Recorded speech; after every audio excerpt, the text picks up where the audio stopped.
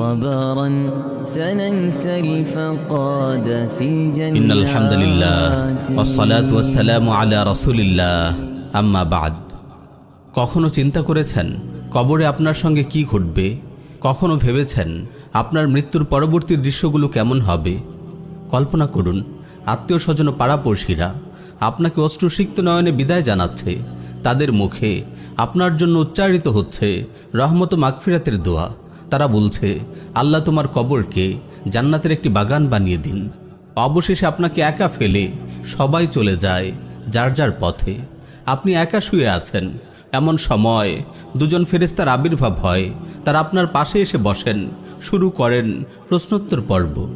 সুনান আবি দাউদ ও মুসনাদ আহমদে বর্ণিত একটি সহিহ হাদিস এসেছে, ফেরেশতারা এসে আপনাকে বসাবেন, আপনাকে প্রশ্ন করবেন, মান রব্বুক, তোমার রব কে?